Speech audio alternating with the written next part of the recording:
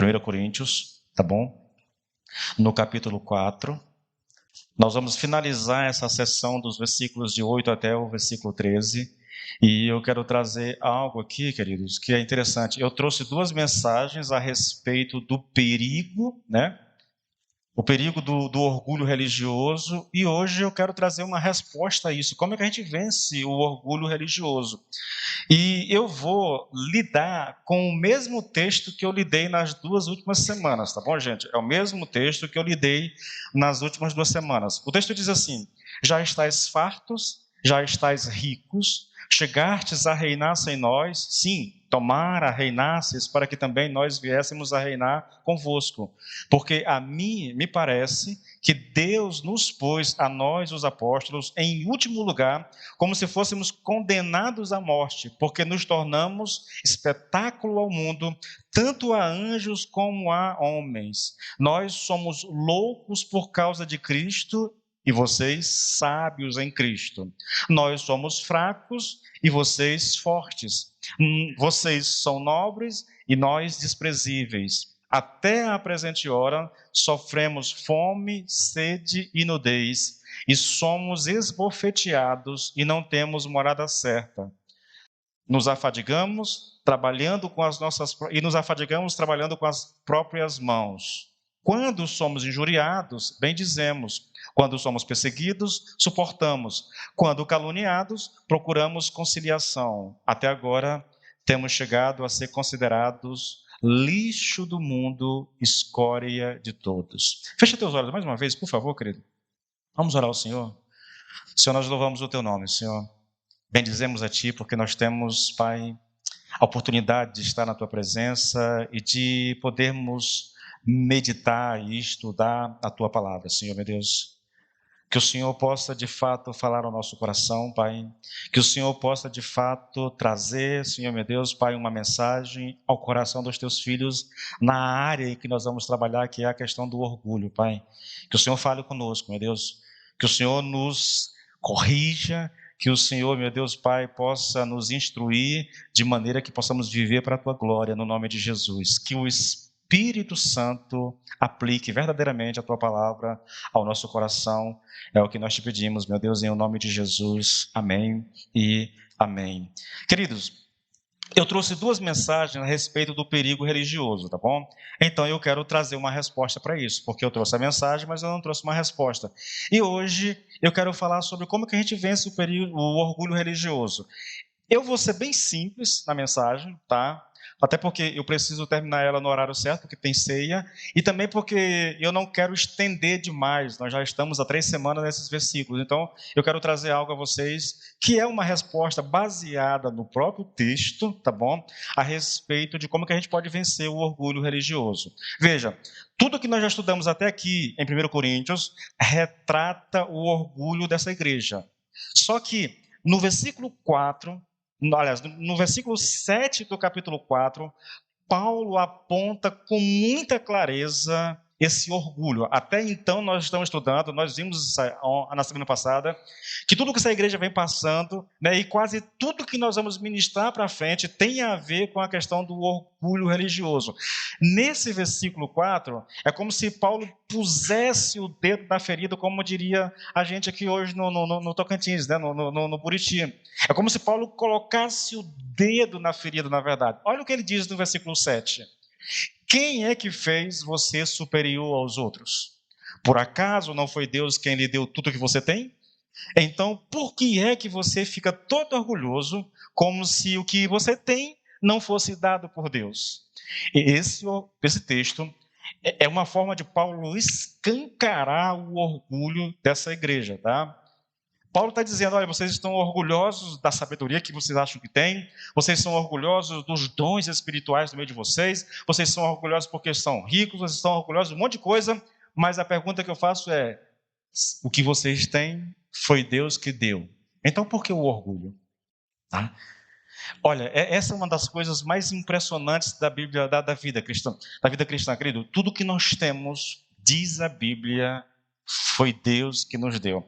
Aí a gente imagina logo alguém pensando assim, pastor, mas eu trabalhei, pastor, porque eu me esforcei, porque eu conquistei, eu sou um vencedor. Tá, querido, Pergunte para si mesmo: por que você conquistou? Por que você venceu? É porque você é inteligente? É porque você é trabalhador? Essas coisas podem até ser verdadeiras, a gente não discute isso. Mas a razão última para você chegar onde você chegou é Deus. E eu poderia te mostrar isso por toda a Bíblia, mas eu não tenho tempo para isso aqui agora não, tá bom, gente? Hoje o foco é o outro, tá bom? Aqui Paulo expõe o coração desses irmãos. Aponta de maneira muito explícita o orgulho deles. Eles se acham superiores, eles se veem como mais sábios, mais capazes e mais espirituais do que o próprio Paulo, na verdade, tá?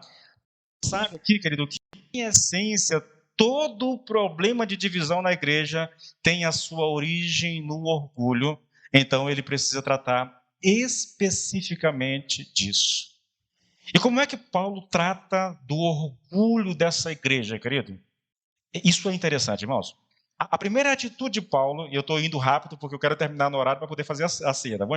A primeira atitude de Paulo é mostrar a percepção que esses irmãos tinham feito de si mesmo. Olha que coisa interessante, querido. Vamos lá. A gente sabe que nós não estamos falando de todo mundo na igreja, mas nós estamos falando de um grupo bem grande na igreja, talvez a maior parte da igreja se visse dessa maneira como pessoas orgulhosas, que se achavam superiores aos outros, tá? E Paulo, para tratar disso, ele vai expor a percepção que a igreja tem dela mesma. Isso está no versículo 8, irmãos. Olha só. Ele diz: já estáis ricos, né? Já estáis fartos, já estáis ricos, chegastes a reinar sem nós, sim, tomara reinasses para que também nós viéssemos a reinar com vocês. E aqui, querido, esse versículo, ele está carregado de ironia, entendeu? Ele está carregado de sarcasmo. Paulo está sendo irônico mesmo. Ele está usando a ironia para mostrar a luta no coração desses irmãos. Ele lança a mão do sarcasmo e da ironia, não com a intenção, irmãos, de menosprezar a igreja, muito pelo contrário, a intenção de Paulo é mostrar o absurdo em que eles se meteram e quão distantes eles estão da realidade. Enquanto eles estão lá, se achando melhores do que os outros, superiores aos outros, reproduzindo a cultura local dentro da igreja, Paulo então lança a mão desse artifício, da ironia, do sarcasmo, para mostrar o coração deles. Ele está, de certa forma, zombando desses irmãos, mas não com a intenção de menosprezá-los, entendeu? Não é aquela ironia que menospreza, que desdenha do outro. É uma ironia que tem como fundamento, que tem como propósito abrir os olhos da pessoa para ela se enxergar na verdade. É assim que Paulo lida com o orgulho. Paulo quer mostrar a eles o coração deles. Paulo quer mostrar a eles a maneira como eles se veem na verdade. Observe as expressões, querido. Fartos, ricos, reinar, né? Vocês já estão fartos, vocês já estão ricos, vocês já estão reinando sem nós. Elas são usadas aqui pelo apóstolo para descrever a maneira como esses irmãos se viam. Eles estavam agindo, querido, assim, movido pelo orgulho, como quem não precisa de mais nada, como quem não precisa de mais ninguém. Eles se veem como se já estivessem reinando. Essa é a palavra que Paulo usa aqui. Lá em Apocalipse, o apóstolo João fala de uma igreja que tinha a mesma perspectiva, a igreja de Laodiceia, que eu falei aqui a semana passada, se não me falha a memória. Eles se viam como alguém rico, como uma igreja rica, né? Se viam como uma igreja abençoada, e o Senhor vai dizer: olha, vocês estão completamente equivocados na percepção que vocês têm de si mesmo. Não é que ele está questionando a prosperidade da igreja, não é isso. No caso lá de Laodiceia, a prosperidade da igreja fez com que aqueles irmãos se esquecessem o que é o cristianismo e o que é vida cristã, entendeu? Então, porque eles são prósperos, porque eles vivem uma vida abastada, eles se sentem assim, espirituais. É o velho conceito, querido, do Velho Testamento a respeito da prosperidade. O judeu, acreditava que quanto mais rico uma pessoa fosse, mais abençoada era aquela pessoa. Quanto mais pobre, mais Deus está irado. Então, se nós somos uma igreja rica, o que cabe a nós pensar de nós mesmos é que Deus está contente conosco, que Deus está feliz conosco. Por isso nós somos uma igreja rica. E o Senhor vai dizer, olha, vocês estão completamente equivocados. Essa igreja de Corinto, querido, Paulo está dizendo, olha, vocês estão inflados de orgulhos. Vocês são presunçosos, vocês são arrogantes. Irmãos, essa igreja chegou ao absurdo de achar-se mais espiritual do que o próprio Paulo. Essa igreja chegou ao absurdo de menosprezar a pregação de Paulo, querido. A ironia e o sarcasmo, ela tem o propósito de chocar esses irmãos. É como se Paulo estivesse dizendo assim, olha, vocês já estão fartos e ricos demais. Vocês estão satisfeitos com a sua espiritualidade. Pensam que têm tudo, estão cheios de vanglória. Vocês têm um alto conceito de si mesmos. Vocês pensam que são uma igreja de muito sucesso, muito madura e eficiente. É lógico, querido. Nós não vamos discutir aqui a questão da sabedoria, ainda que uma sabedoria secular.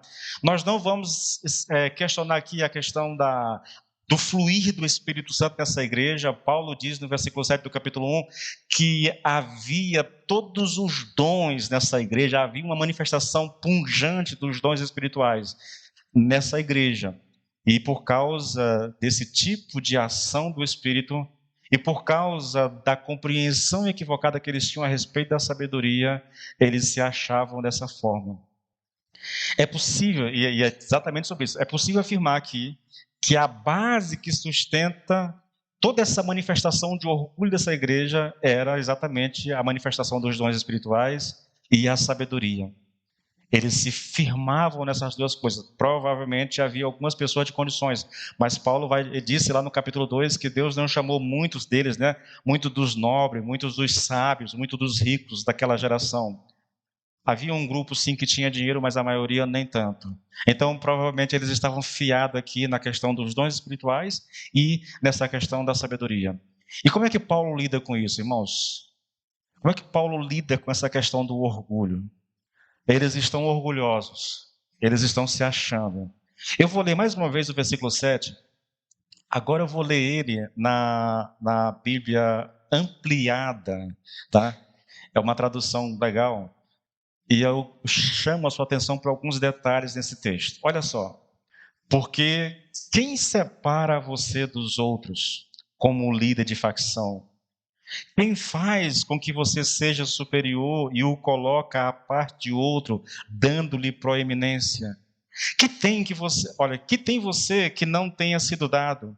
Se então você recebeu de alguém, por que você se vangloria como se não houvesse recebido, mas tivesse ganhado por seus próprios esforços? Paulo está dizendo, olha, vocês têm dons? Tem, mas quem foi que deu os dons para vocês? Foi o Espírito. Foi Deus que lhes concedeu. Se foi Deus que concedeu a vocês, então por que o orgulho? Como vocês estão agindo? E por que estão agindo? Como se os dons fosse algo que vocês produziram por si mesmos. O argumento de Paulo é, querido, tudo que vocês têm foi dado por Deus. Então não há motivo para orgulho. Baixa a bola, porque vocês não têm motivo para se orgulharem. É exatamente esta questão aqui de Paulo, querido. É uma maneira única para lidar com o problema do orgulho, tá? Só que não é uma maneira de lidar com o orgulho, mas não é a única maneira de lidar com o orgulho. Agora Paulo, veja, Paulo trouxe aos irmãos, deu aos irmãos uma percepção, a percepção que eles tinham a respeito de si mesmo, e Paulo está dizendo, olha, vocês estão completamente equivocados nisso. Só que ele vai adiante agora, irmãos, e eu chamo a sua atenção agora para a segunda maneira como Paulo lida com o orgulho daquela igreja. Ele vai contrastar a percepção equivocada da igreja com a percepção que os apóstolos têm de si mesmo. Por um lado, a igreja se vê como farta, como rica, como alguém que já está reinando.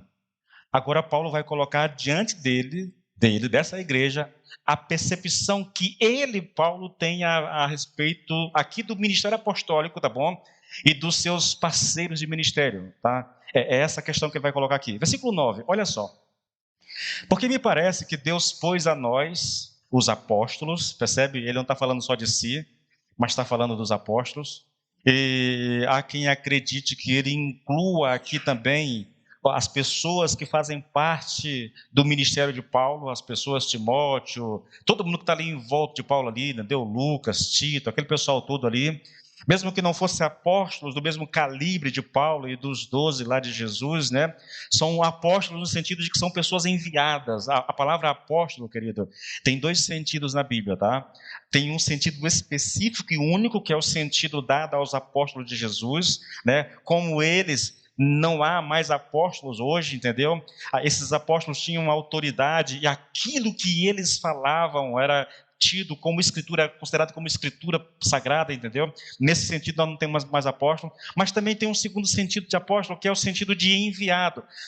Só um exemplo, se eu pegasse como pastor, me reunisse com a liderança e dissesse, assim, olha, nós vamos começar uma igreja lá em Augustinópolis, nós vamos enviar alguém para começar um trabalho em Augustinópolis, essa pessoa poderia ser chamada de apóstolo, porque o apóstolo é alguém enviado, entendeu? Então, sim, Paulo está falando dos apóstolos, nesse sentido único, mas eu creio que aqui inclua também os seus parceiros ministeriais que estavam com ele nas lutas, tá bom? Então, olha só, porque me parece que Deus pôs a nós, os apóstolos, em último lugar, como se fôssemos condenados à morte, porque nos tornamos espetáculo para o mundo, tanto para os anjos, como também para os seres humanos.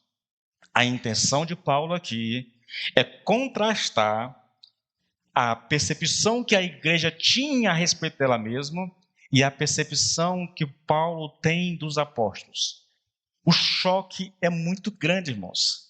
Observe a palavra porquê aí, no início, porquê. Ela está conectando esse versículo 9 com aquilo que foi dito no versículo 8. O que ele disse no 8? No 8 ele disse, vós já estáis fartos, já são ricos, chegaram a reinar sem nós. Sim, quem dera que vocês fossem reis, para que também nós viéssemos a reinar com vocês. Observe o finalzinho do versículo. Quem dera que vocês fossem reis, para que também nós viéssemos a reinar com vocês. Agora, olha o contraste. Paulo está dizendo, porque eles se consideram ricos, porque eles se consideram como reis, Paulo diz, quem dera que vocês de fato fossem reis, para que nós estivéssemos reinando com vocês. Mas, ao invés disso, a realidade é outra. Paulo diz que os apóstolos foram postos em último lugar. Eles não estão reinando com a igreja, pelo contrário, a percepção do apóstolo, de Paulo, é que Deus colocou os apóstolos em último lugar. Você vai já entender, querido, por que isso é tão importante. Paulo está usando uma imagem extremamente forte. Para nós não faz muito sentido, porque nós estamos num contexto completamente diferente, tá bom? Mas olha só, ele diz aqui, baseado na sua perspectiva, na maneira como ele vê a vida cristã, como ele tem exercido o ministério e ele tem visto os outros apóstolos exercerem o seu ministério, é como se Deus tivesse posto os apóstolos em último lugar, como se eles, os apóstolos, fossem condenados à morte. A pergunta é, do que é que Paulo está falando? Aí você vai me permitir fazer uma citação um pouco longa, mas eu vou citar aqui o D.A. Carson no seu comentário a respeito de Coríntios. Ele diz assim, olha, provavelmente a figura exposta foi extraída dos desfiles triunfais de retorno das legiões romanas. Deixa eu explicar para você. O exército romano vai para a guerra com as suas legiões. Eles vencem os inimigos. Os derrotados, parte deles, aqueles que não são mortos em guerra, são levados para Roma, para um desfile de ostentação do poder romano, tá bom? Só para você ter uma noção. Aí ele continua aqui. Os oficiais, nesse desfile, os oficiais militares triunfais, os oficiais militares mais importantes vinham em primeiro lugar, depois os menos graduados, atrás deles os prisioneiros eram conduzidos em ordem decrescente de categoria. Entre os inimigos derrotados, as classes mais baixas e os escravos constituíam a retaguarda, comendo a poeira dos outros e sabendo que estavam destinados ao espetáculo. A palavra espetáculo aqui, querido, significa teatro. No grego é teatron.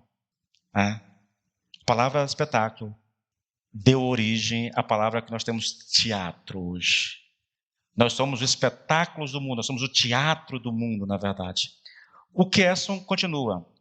Morreriam nas mãos dos gladiadores ou seriam lançados às feras selvagens para divertir a população. De fato, Paulo disse, uma vez que a arena em que as lutas da igreja estão sendo travadas inclui tanto a esfera espiritual como a física, os apóstolos se tornaram espetáculo ao mundo, tanto a anjos como a homens.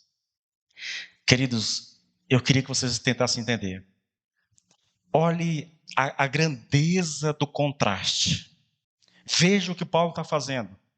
Tomara vocês já fossem reis mesmo, para que nós reinássemos com vocês. Só que isso não é verdade. Sabe qual é a verdade? A verdade é que Deus nos fez, nos tornou espetáculo ao mundo, como pessoas condenadas à morte. E aí ele está lançando mão de uma figura muito comum na época, conhecido de todos, que era esses desfiles que os exércitos faziam, não só os romanos, mas qualquer exército que fosse vencedor fazia isso, entendeu? Vai para a guerra, derrota os seus inimigos e trazem parte deles, tá? E os mais pobres e os escravos, que está vindo lá na ralé, ou eu ia dizer lá no rabo da fila, está vindo lá atrás, né? Essas pessoas, elas foram selecionadas para um objetivo. Geralmente, elas vão ser jogadas na arena para serem comidos por feras, para divertir a população do exército vencedor, da nação que foi vencedora na guerra. É assim que Paulo vê a ele e aos seus colegas de ministério. Muito diferente da percepção que a igreja tinha de si mesmo, de alguém rico, de alguém farto, de alguém que já estava reinando e governando.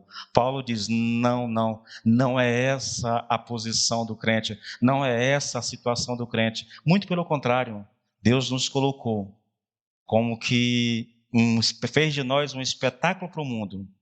Deus nos colocou na arena para morrer. Irmãos, deixa eu dizer uma coisa para vocês.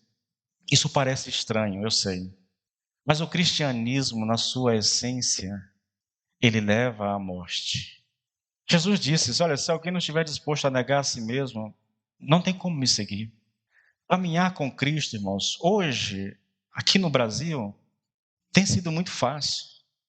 E uma coisa surpreendente, quanto mais fácil é caminhar com Cristo, mais as pessoas menosprezam o cristianismo.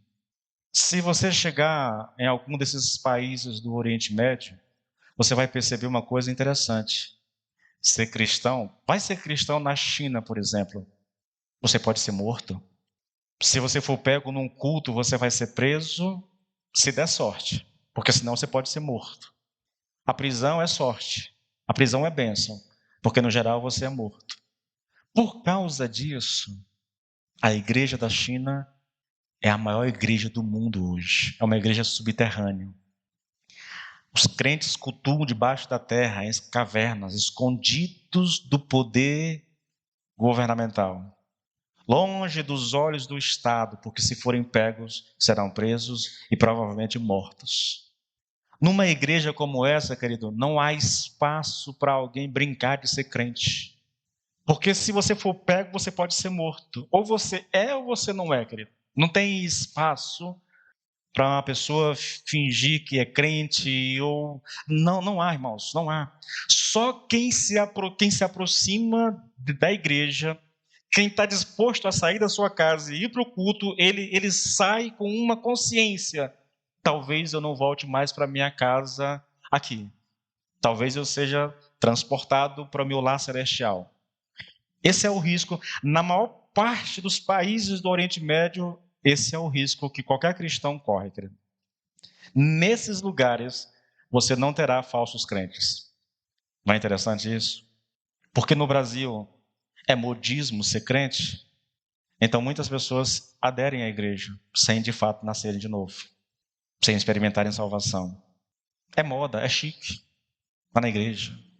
Paulo está destruindo toda a pretensão que esses irmãos tinham, aniquilando toda essa perspectiva arrogante que eles tinham a respeito de si mesmo.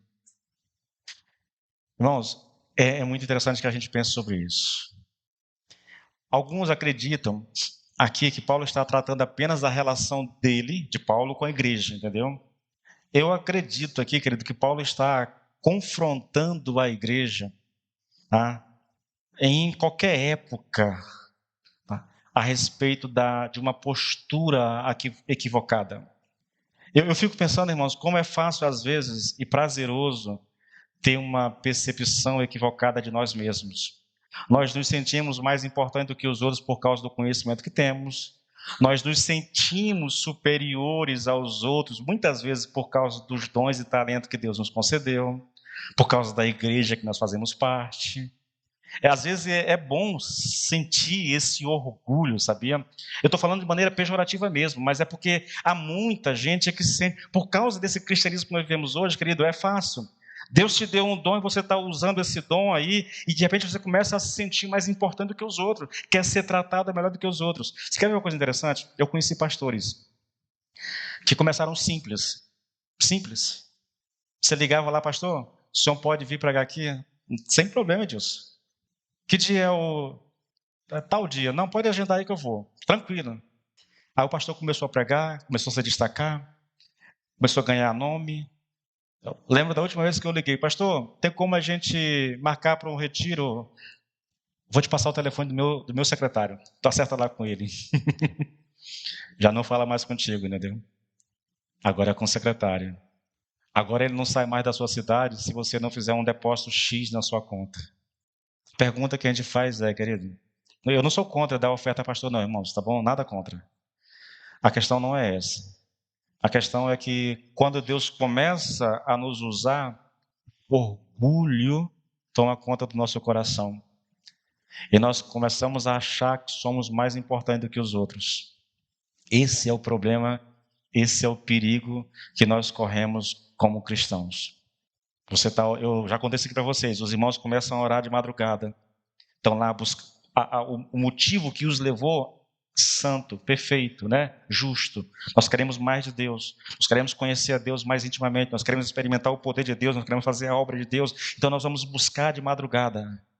Amém, querido? Que motivação linda, né? E eles começam a buscar de madrugada, começam a orar de madrugada. E o tempo vai passando e eles estão insistindo com a igreja. Vem orar conosco, que ninguém vem. E daqui a pouco, querido, eles se fecham naquele grupo e começam a se achar melhor do que os outros, porque eles estão orando de manhã e os outros não estão orando de manhã. E daqui a pouco, tudo que eles fazem é entre eles mesmos, os outros não são dignos de estar juntos com eles, porque eles oram todos os dias e os demais não oram. Eu já disse para os irmãos que oram de manhã, cuidado com o orgulho. Cuidado com o orgulho. É bom e nós devemos orar de manhã. Como eu gostaria, querido, que todos os irmãos estivessem aqui de manhã orando. Seria, sabe, a glória na terra. Como nós não temos, todos, há um grupo fiel, e eu sou grato a Deus por esses irmãos.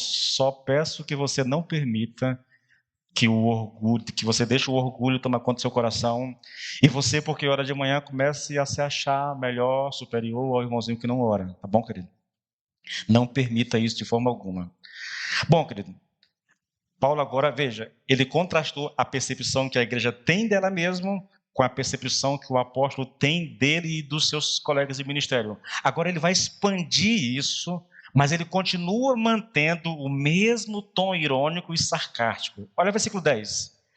Nós somos loucos por causa de Cristo, mas vocês são sensatos em Cristo. Eles não eram sensatos coisa nenhuma. Paulo está sendo irônico mesmo, tá bom? Nós somos fracos, mas vocês são fortes. Vocês são respeitados, mas nós somos desprezados. Observe, querido, loucos, fracos e desprezados é a maneira como o mundo e às vezes a própria igreja, como é o caso de Corinto, considerava os apóstolos. Ora, querido, ele vai falar em ser esbofeteado por amor a Cristo. Irmãos, quem é o cara que, por pregar o evangelho, ele está em Filipos, Atos 16, está lá em Filipos, pregando o evangelho, ele expulsa o demônio de uma menina, e por causa disso, há um alvoroço naquela cidade. Paulo é pego junto com seu colega, que é Silas, me parece. Gente, eu tenho que fazer um esforço mental. É Silas, né? Eles são pegos, levados em praça pública. Ali eles são despidos das suas roupas e chicoteados na frente de toda a comunidade. Eles apanham mesmo, de verdade, como a mãe bate com o filho com a vara, entendeu? Só que publicamente para todo mundo ver. Por quê? Porque eles estão pregando o evangelho. Esses homens vão ser lançados na prisão, e quando eles estão na prisão, numa prisão fétida, subterrânea, úmida, com os pés algemados num tronco, o que eles fazem, irmãos? Eles vão cantar e adorar a Deus. Isso é loucura, querido. Aos olhos do mundo, isso é loucura. Aos olhos do mundo, eles tinham todos os motivos imagináveis para reclamar de Deus. Mas Deus, por que o Senhor não me livrou? Por que o Senhor permitiu que eu passasse, que eu fosse envergonhado? Veja, Senhor, eu fui despido em praça pública, o Senhor não fez nada por mim. Pelo contrário, irmãos, eles vão adorar a Deus. Eles vão louvar a Deus. Isso é loucura, irmãos. Parece fraqueza. São pessoas desprezadas até pela própria igreja. A igreja de Corinto, parte dela desprezava Paulo. Paulo era, dizem os estudiosos, que Paulo era baixinho, feio que dói, baixinho, careca, barrigudo, entendeu? Ele era muito feio, Paulo. Desprezado, não tinha uma aparência, não tinha aquela imponência na pessoa. Não, a mensagem era considerada uma mensagem desprezível. Loucos, querido, fracos, desprezados. Agora olha o contrário, santos, fortes e respeitados era a maneira como os coríntios se viam. E por que eles se veem dessa maneira, irmãos? Por causa do orgulho religioso. Eles não tinham motivo para se verem dessa forma. Irmãos, olha João 15, versículo 18 e 19 até o 20. Olha, o mundo olha para os apóstolos e diz: vocês são fracos, vocês são loucos, vocês são desprezados. O mundo olha para essa igreja em Corinto e ela não vê exatamente a mesma coisa que via nos apóstolos. Eu vou já falar daqui a pouco. É provável que parte desse orgulho que a igreja tinha se dava por causa do aplauso do mundo para ela. Mas, irmãos, o mundo aplaudia a igreja, querido, é um negócio muito estranho. Mas vou te mostrar logo aqui algumas coisas. Primeiro, João 15, do 18 ao 20. Olha só. Se o mundo os odeia, é Jesus falando com os discípulos. Se o mundo os odeia, tenham em mente que antes odiou a mim. Se vocês pertencessem ao mundo, eles os amaria como se fossem dele. Todavia, vocês não são do mundo, mas eu os escolhi tirando-os do mundo. Por isso, porque vocês não são do mundo, porque eu tirei vocês do mundo para mim, por isso o mundo os odeia. Odeia. Agora preste atenção, lembrem-se das palavras que eu lhes disse. Nenhum escravo é maior do que o seu senhor. Se me perseguiram, também perseguirão vocês. Agora João 17, 14. Dei-lhes a tua palavra e o mundo os odiou, pois eles não são do mundo, como eu também não sou do mundo. Agora 1 João 3, versículo 12 e 13. Olha, não sejamos como Caim, que era do maligno e matou o seu irmão. E por que matou? porque as suas obras eram más e as de seu irmão eram justas. Irmãos, não se admirem se o mundo odeia você. Quando a gente considera a situação da igreja de Corinto, querido, e nós observamos os problemas tratados pelo apóstolo, não é difícil perceber o quanto ela era parecida com o mundo. Talvez, por isso, ela tenha essa percepção de si mesma, pois o mundo só aplaude aquilo que se parece com ele. É possível que essa igreja tenha caído nas graças do mundo, mas não num sentido bom, mas num sentido negativo. Querido, deixa eu dizer uma coisa para você. No dia em que o mundo aplaudia a igreja, você pode ir atrás que essa igreja está caminhando longe dos caminhos de Deus. Porque o que a Bíblia diz a respeito do mundo é que o mundo nos odeia. O mundo nos odeia por causa do que nós cremos, por causa da nossa vida, sabe? O mundo odeia. 2 Timóteo 3,12 diz assim: na verdade, todos os que querem viver piedosamente em Cristo serão perseguidos. Por que foi que Caim matou Abel? Porque as obras de Caim, eram más e as obras de Abel eram boas. Só por isso. Se você se dispor a viver para Deus, como pede a Bíblia, você vai ter muitos inimigos. Se você é um homem de oração, se você é um homem que se dedica ao Senhor, se você é um cara honesto, se você preza pela verdade, em falar a verdade, em ser verdadeiro, você vai encontrar muitos inimigos, querido. Por quê? Porque o mundo odeia essas coisas. Um jovem que quer se manter santo para o casamento, ele vai ser ridicularizado pelo mundo. O mundo odeia essas coisas. Vocês viram aí agora o que aconteceu no Rio de Janeiro? A Globo transmitiu ao vivo, Madonna, lá em Copacabana. Sexo explícito ao vivo, querido. Ao vivo. A mulher masturbando Madonna ao vivo para um monte de gente, para o Brasil todo, o mundo todo ver. Aquilo o mundo aplaude, aquilo o mundo gosta, o mundo vibra com aquele negócio. Mas um jovem dizer que ele é santo, que ele está esperando encontrar a pessoa certa para casar, para daí perder a sua virgindade, ele vai ser tido como ridículo, como doido, como louco. Uma moça que se recusa a namorar com um homem, que se recusa a sair com um homem e se recusa a perder a sua virgindade porque quer entregar a virgindade para o marido, ela vai ser tida como louca, vai ser desprezada, vai ser ridicularizada. O mundo odeia essas coisas. O mundo odeia essas coisas. Eu digo a vocês, querido, não creio que seja um exagero afirmar que a igreja de Corinto estava tão afastada da vida em Cristo a ponto de ser aplaudida pelo mundo. É só você pegar o que vai vir depois, irmãos. Quando a gente chegar no capítulo 5, no capítulo 6, irmãos, você vai ver tanta bagaceira nessa igreja. Ela era muito parecida com o mundo, muito semelhante. As mesmas práticas, tudo igual. E o mundo está lá aplaudindo. Ei, eu sei que há em nós, querido, igreja, quase que uma necessidade de reconhecimento do mundo, mas eu te digo, pelo amor de Deus, te liberta disso. Para você ser aplaudido pelo mundo, você tem que se tornar igual com ele, querido. E eu tenho certeza que não é isso que você quer. Não é isso.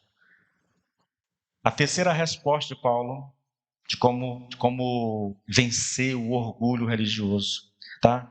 É a última maneira de Paulo combater o orgulho religioso, é retratando a sua própria vida e, por inferência, a vida dos outros apóstolos. Veja, ele mostrou à igreja como ela se vê. Eles são ricos, estão fartos, eles estão reinando. Ele mostra a perspectiva que Paulo tem dele como apóstolo dos outros, e ele vai dizer, olha, eu vejo os apóstolos como se Deus tivesse colocado ele como espetáculo ao mundo, entendeu? como pessoas condenadas à morte. É assim que Paulo está vendo.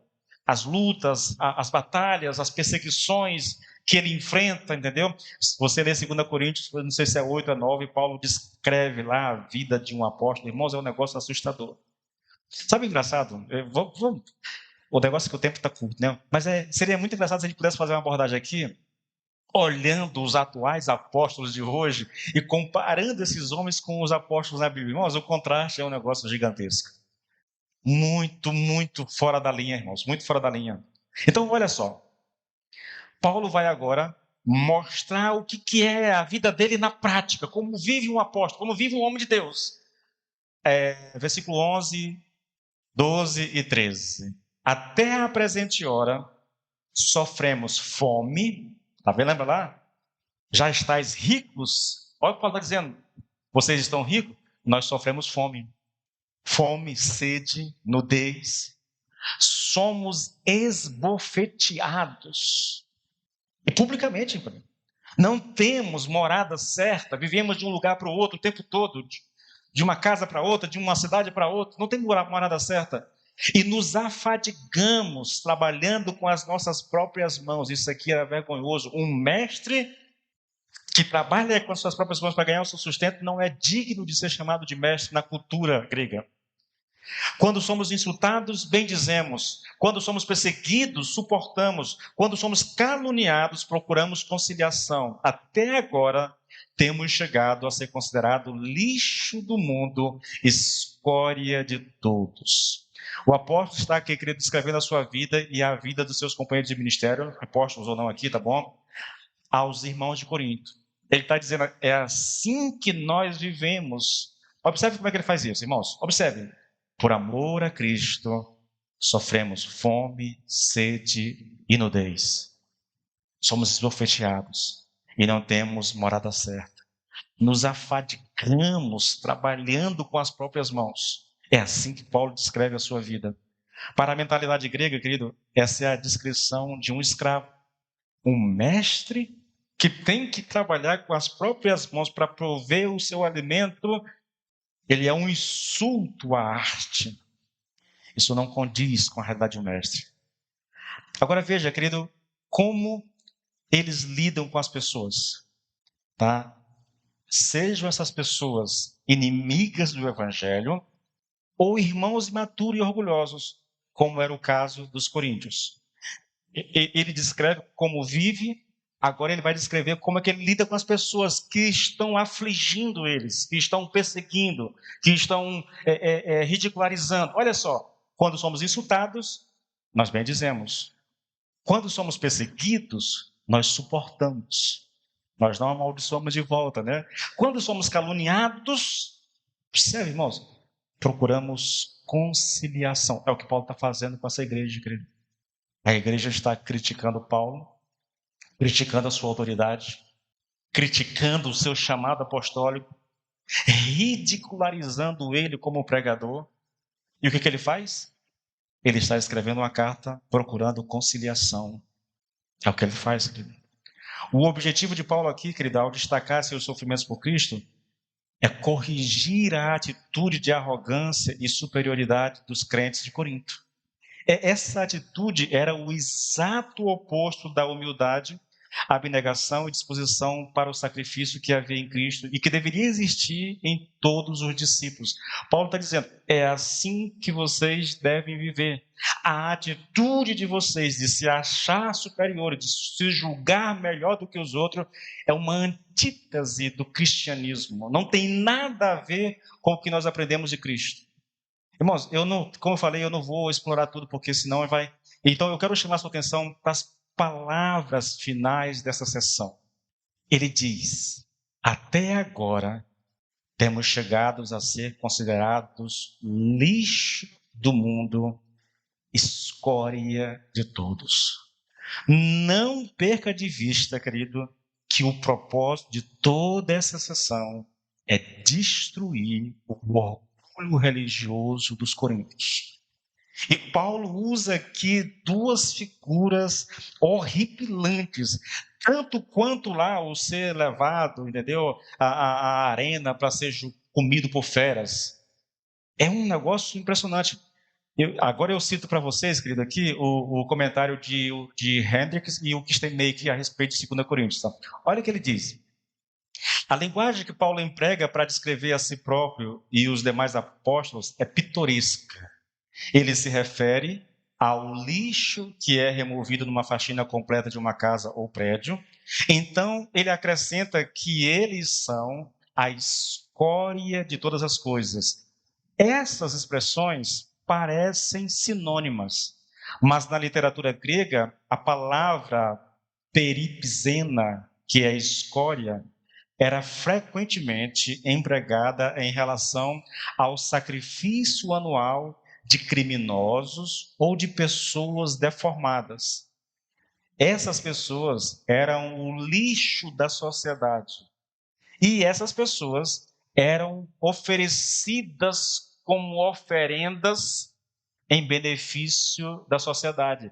Eles sacrificavam essas pessoas como oferenda aos seus deuses em benefício da sociedade. Da mesma forma, os apóstolos são representantes de Cristo, que Cristo era considerado um criminoso e foi pendurado na cruz para o benefício do povo. Observe, querido, aqui há uma coisa interessante. Paulo está dizendo, olha, nós somos como essas pessoas, como a escória do mundo, da sociedade. Pessoas que a sociedade julgam imprestáveis, tão imprestáveis que elas são sacrificadas aos ídolos. Elas não têm utilidade, por isso a sociedade sacrifica elas aos seus ídolos, em benefício dos outros. Paulo está dizendo, irmãos, olha, nós passamos fome, nós sofremos nudez, nós não temos um lugar para morar, não temos uma casa para repousar, nós nos afadigamos trabalhando com as nossas próprias mãos, nós somos desprezados, nós somos ridicularizados. Quando as pessoas nos atacam, nós não atacamos de volta, nós tratamos com amor, nós perdoamos, nós procuramos reconciliação. Nós somos pessoas que o mundo vê com tanto desprezo, a ponto de sermos considerados como lixo, como se não tivéssemos nenhuma importância. Era essa a percepção que o mundo tinha a respeito de Paulo e dos seus colegas de ministério. A mensagem de Paulo, querido, aqui, ela é singular. Em contraste com os coríntios que estão fartos, que são ricos, que governam, que são sábios e poderosos e honrados, Paulo está dizendo que ele e os seus colegas se parecem bem mais com o seu Senhor, o qual se encaixa aqui bem na imagem do servo sofredor de Isaías 53. Aquelas pessoas perderam completamente o referencial de vida cristã. A vida cristã, querido, é uma vida de abnegação, de renúncia. Renúncia. Vou repetir pela milésima vez. Um crente orgulhoso, ele é uma aberração. Não se justifica de maneira alguma um crente orgulhoso, querido. Orgulho de quê, exatamente? Qual o motivo que nós temos para nos orgulhar? Ah, pastor, porque eu sou uma pessoa talentosa. Quem te deu o talento? Ah, pastor, porque eu sou uma pessoa bem-sucedida. Quem te fez bem-sucedido? Ah, pastor, porque eu tenho muito conhecimento. Quem te proporcionou o conhecimento? Nós não temos motivo, querido. Você quer um retrato, irmãos, da vida cristã? Olha isso. Isaías 53. Ele não tinha qualquer beleza ou majestade para nos atrair para si. Nada havia em sua aparência para que o desejássemos. Ele foi desprezado e rejeitado pela humanidade. Um homem de sofrimento e com experiência na dor. Como alguém de quem as pessoas escondem o rosto, foi desprezado e nós lhe dávamos pouco valor. Sabe uma coisa? Eu amo a série The Chosen. De todo o coração. Eu só lamento porque eu fui Imperatriz ontem muito rápido, minha esposa estava doente, na verdade está doente ainda, e eu não pude ficar lá à noite para ir no cinema, porque eu estou doido para assistir os episódios que estão no cinema disponíveis. Mas tem uma coisa naquela série que ela peca muito. O autor criou um Jesus descolado. Tão descolado que ele se descolou da Bíblia. Um Jesus sorridente, brincalhão, querido, nós não temos suporte teológico para esse personagem. Eis aqui uma descrição de Jesus, o servo sofredor, alguém de quem as pessoas escondem o rosto, alguém rejeitado. Os próprios discípulos o abandonaram na hora da angústia.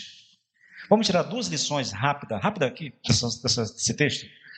Uma das coisas mais perigosas da vida cristã é uma percepção equivocada de si mesmo. Seja essa percepção boa ou ruim, não tem nada mais perigoso na vida cristã do que uma percepção equivocada de nós mesmos. Querido, deixa eu explicar isso. Se você vai além daquilo que a Bíblia diz a seu respeito, você se torna orgulhoso, metido e prepotente. Entretanto, se a sua percepção de si mesmo está aquém do que diz a Bíblia, você se verá como um coitado, um Zé Ninguém, alguém inútil. Se você quer andar em equilíbrio na sua vida, você precisa de uma percepção correta de quem você é à luz da Bíblia. Nem de mais, nem de menos. Uma percepção equilibrada. É lógico que isso requer muita dedicação, muita leitura bíblica, muita exposição à palavra de Deus, tá? Inclusive, irmãos, eu estou com algumas ideias, né? Eu quero fazer uma série de mensagens rápidas a respeito de quem nós somos em Cristo Jesus. Eu não estou produzindo nada agora porque estou tentando ajustar o meu YouTube, organizando as playlists lá, tá? Então eu não estou produzindo nada para ver se eu consigo adiantar isso. Mas eu estou com essas ideias na cabeça e essa é uma das séries que vai sair a respeito de quem nós somos em Cristo, tá bom? A segunda lição, querido, é cuidado com os aplausos do mundo. Biblicamente falando, sempre foi e sempre será muito perigoso quando a igreja desfruta do reconhecimento mundano. No dia em que o mundo aplaudir a igreja, cuidado. Eu sei, sem nenhum, Deus conhece, sem um pingo de orgulho no coração, eu sei que a nossa igreja está na boca de todo mundo por causa do trabalho de mídia que está sendo feito, todo mundo fala, todo mundo comenta, mas as pessoas estão comentando e aplaudindo o que elas estão vendo lá. Elas não vêm ouvir a palavra, entende? O que elas veem lá é entretenimento. Vídeos engraçados, convites bem feitos, muito bem... Isso é entretenimento. Então, a gente aplaude. Mas eu quero ver, sentar aqui e ouvir a mensagem. Aí eu duvido que alguém vai aplaudir, querido. É muito simples, irmãos. Tiago 4,4. Lendo na versão da Bíblia Viva americana. Vocês são semelhantes a uma esposa infiel que ama os inimigos do marido. Vocês não percebem que fazer amigos entre os inimigos de Deus, e aí os inimigos de Deus aqui são os prazeres pecaminosos desse mundo, né? Se você fazer amigos entre os inimigos de Deus, você se torna inimigo de Deus. Eu volto a dizer que se o objetivo de vocês é desfrutar o prazer pecaminoso do mundo perdido, vocês não podem ser também amigos de Deus. Não ameis o mundo, nem as coisas que no mundo há. Igreja e mundo são água e óleo. Não se mistura. O santo não bate, não casa. Entende? Escute, querido, você não precisa do aplauso do mundo.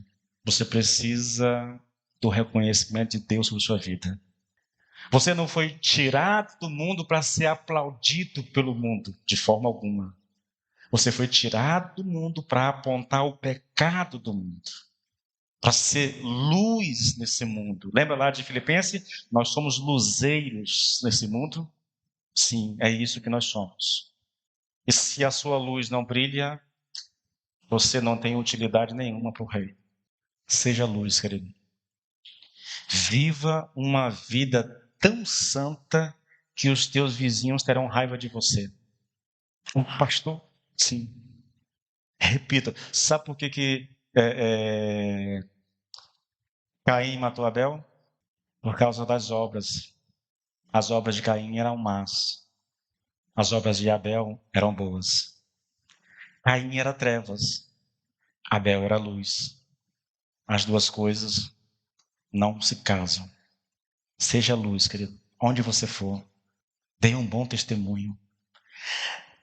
Se você tem problema com orgulho, como muitos têm, e eu tenho, lute pelo amor de Deus contra isso. Seja humilde. Aquele que quiser se exaltar será humilhado, e aquele que se humilhar será exaltado. Essa é a lei do reino. E nós precisamos urgentemente viver de acordo com ela, no nome de Jesus.